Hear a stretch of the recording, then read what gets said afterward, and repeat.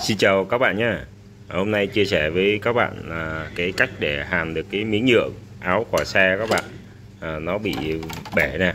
Thì cái chiếc xe này còn khá là mới, nhưng mà không may bị đổ các bạn. Rồi nó gây ra tình trạng bể như thế này. Thì mình sẽ khắc phục ngay tại nhà được nha các bạn. Để cho nó không có bị tình trạng gây ra tiếng kêu, rồi nó khả năng nó bị bể thêm ra ha. Thì mình sẽ hướng dẫn các bạn cách hàn ngay tại nhà luôn ha. Rồi mời các bạn cùng theo dõi video với mình nha. Trước tiên thì vì nó còn khá là mới các bạn, mình sẽ dùng một cái bao hay là miếng vải gì đó, các bạn sẽ để nó kê nó khỏi bị chảy ha. Rồi mình sẽ cho nó về cái trạng thái là như bình thường đó. Khá là tiếc ha, vì cái xe còn mới các bạn.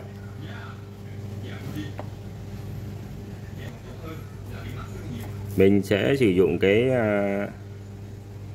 keo giấy nha các bạn. Cái keo này thì nó có cái đặc điểm là khi các bạn lột ra nó không để lại cái keo ở trên cái vùng nhựa này nha các bạn. Nó không có tạo ra cái lớp keo dính.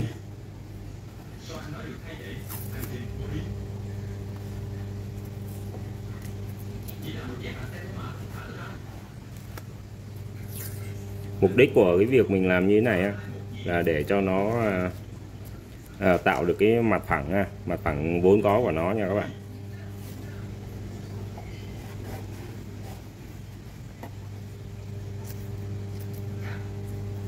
Các bạn không làm thế này á thì nó sẽ tạo ra cái đường gồ ghề ha. Cái này mình không có chia sẻ cách sơn nha các bạn, mình sẽ chỉ làm cái hàn để nó tạo cái độ vững chãi chắc chắn thôi.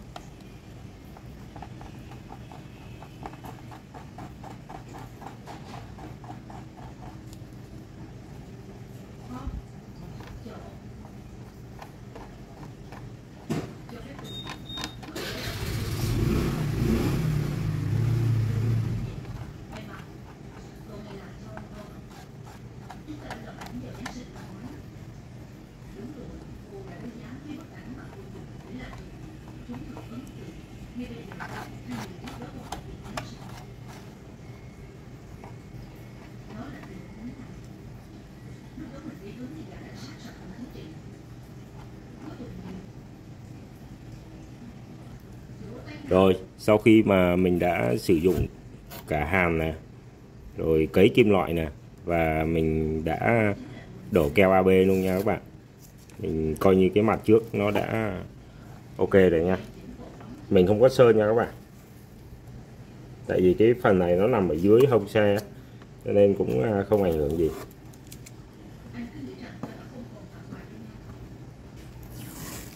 Đó, nó khá là bằng luôn.